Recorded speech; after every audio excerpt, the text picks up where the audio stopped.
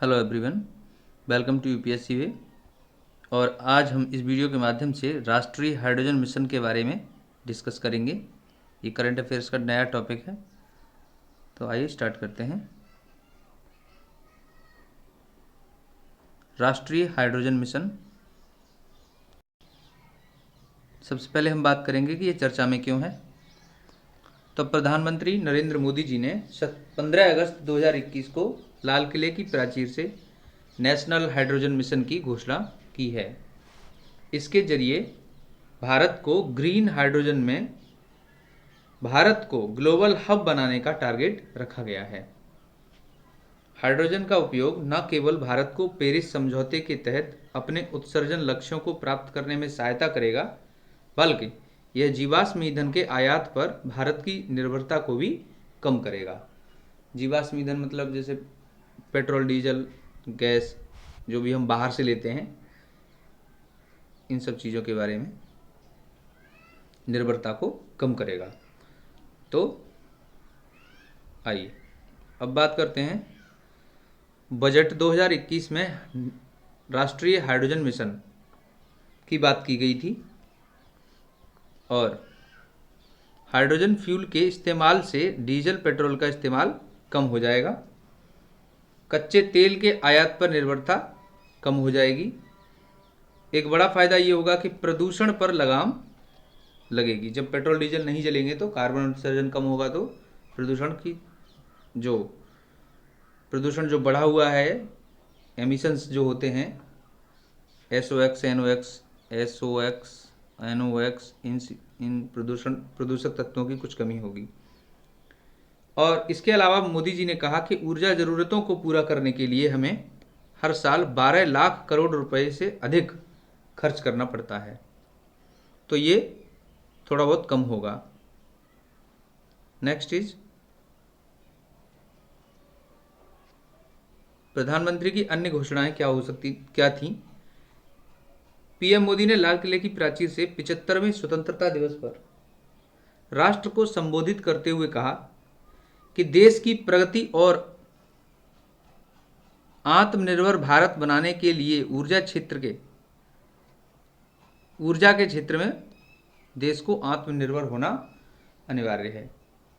उन्होंने कहा कि भारत गैस आधारित अर्थव्यवस्था, गन्ने से प्राप्त एथेनॉल को पेट्रोल में मिलाकर तथा बिजली से चलने वाली रेल वाहनों के जरिए ऊर्जा के क्षेत्र में आत्मनिर्भर बन सकता है।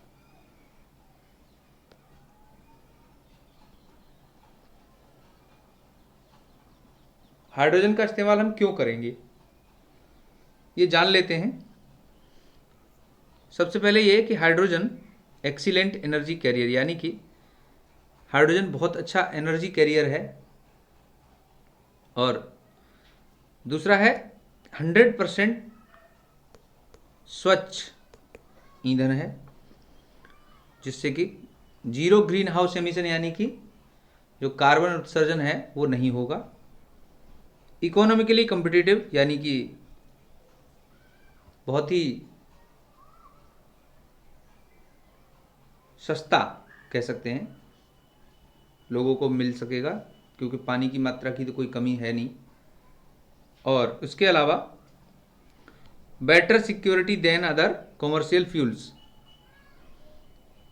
बेटर सिक्योरिटी से मतलब यहाँ पर यह है कि जैसे पेट्रोल डीजल में आग लगने का खतरा है और इसमें आग लगने के खतरे कम होते हैं। इस प्रकार के जो हजार्ड्स हैं, जो भी परेशानियाँ हैं, वो कम रहेंगी। Faster refuelling time than battery vehicles, यानी कि जो रिफ्यूलिंग टाइम है, यानी कि जो दोबारा से भरने का जो टाइमिंग है वो बहुत ही कम है, तो इस तरह से ये सही माना जाएगा। तो हाइड्रोजन की हम इसलिए बात कर रहे हैं। अब इसके बाद हाइड्रोजन के बारे में देखिए। हाइड्रोजन क्या है। आवर्त सारणी में पहला और सबसे हल्का तत्व है।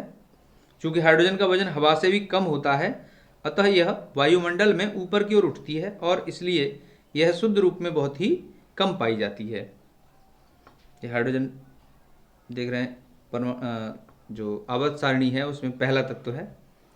मानक तापमान और दबाव पर हाइड्रोजन एक गैर विषाक्त अधातु यानी नॉन मेटल, गंधहीन, स्वादहीन, रंगहीन और अत्यधिक ज्वलनशील द्विपरमाणु गैस है। हाइड्रोजन ईंधन एक शून्य उत्सर्जन ईंधन है। इसका उपयोग फ्यूल सेल या आंतरिक दहन इंजन यानी कि आईसी इंजन जो होता है उसमें किया जा सकता है। यह अंतरिक्ष यान प्रणोदन के लिए ईंधन के रूप में भी प्रयोग किया जाता है। अब हाइड्रोजन कितने प्रकार का है? 3 प्रकार के हाइड्रोजन हैं, ग्रे हाइड्रोजन, ब्लू हाइड्रोजन और हरित hydrogen. Grey hydrogen split natural gas into hydrogen and CO2 और CO2 emitted into the atmosphere. Blue hydrogen split natural gas into hydrogen and CO2. CO2 stored or reused. Green hydrogen split water into hydrogen by electrolysis, powered by water or wind. No CO2 emitted.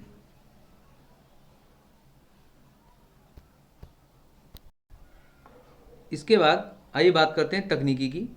Hydrogen gas को compressed natural gas यानी कि CNG में भी मिलाकर इस्तेमाल किया जा सकेगा। भारत में अभी हाइड्रोजन गैस बनाने के लिए 2 तरह की तकनीकी हैं। पहली तकनीकी में पानी का इलेक्ट्रोलाइसिस किया जाता है और हाइड्रोजन को अलग कर लिया जाता है। वहीं दूसरा तरीका है प्राकृतिक गैस को हाइड्रोजन और कार्बन में तोड़ना। इसके 2 फायदे हैं। इससे मिले हाइड्रोजन का इस्तेमाल फ्यूल की तरह किया जाता है और कार्बन का इस्तेमाल स्पेस, एरोस्पेस, ऑटो, पानी के जहाज और इलेक्ट्रॉनिक आइटम बनाने में होता है। ये तकनीकी है, स्कीमेटिक डायग्राम के थ्रू शो किया गया है कि इसमें इलेक्ट्रोलाइसिस के थ्रू हम हाइड्रोजन को अलग करेंगे और एनर्जी के रूप में बना करके उसे ड्रिवन एनर्जी में प्रयोग करेंगे। इसके बाद भारतीय रेलवे और नेशनल हाइड्रोजन मिशन यानी कि भारतीय रेलवे ने नेशनल हाइड्रोजन एनर्जी मिशन के तहत एक अहम कदम उठाते हुए हाइड्रोजन फ्यूल सेल का इस्तेमाल शुरू कर दिया है।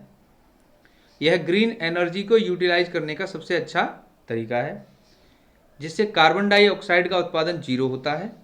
बहुत ही कम देश ऐसे हैं जो पावर जनरेशन के इस तरीके का इस्तेमाल कर रहे हैं और अब भारत भी इसमें शामिल हो जाएगा।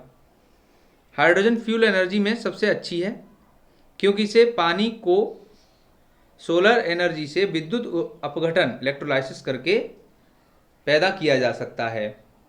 अगर ये पायलट प्रोजेक्ट सफल हो जाता है या रहता है तो डीजल से चलने वाले सभी इंजनों को हाइड्रोजन फ्यूल टेक्निक पर चेंज कर दिया जाएगा या शिफ्ट कर दिया जाएगा। तो ये एक अच्छी बात है। अब हम बात करते हैं फ्यूचर स्कोप की। तो वर्तमान में भारत एक समायोजित दृष्टिकोण के साथ अनुसंधान और विकास में निवेश बढ़ाने, क्षमता निर्माण, संगत कानून तथा अपनी विशाल आबादी के बीच मांग उत्पन्न कर इस अवसर का लाभ उठाने के लिए एक विशिष्ट स्थान बना सकता है।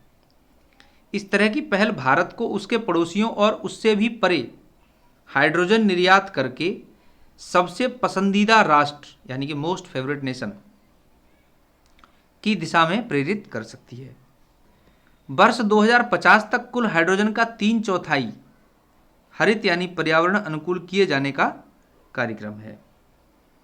इसे नवीकरणीय बिजली और इलेक्ट्रोलाइसिस से तैयार किया जाएगा। तो ये फ्यूचर स्कोप है इसका, और ये नेशनल हाइड्रोजन मिशन के बारे में हमारा एक संक्षिप्त वीडियो है। तो साथियों, अगर आपको यह वीडियो हेल्पफुल लगता है, अच्छा लगा है तो प्लीज़ इसे लाइक करें, शेयर करें और चैनल को सब्सक्राइब करें। Thanks for watching.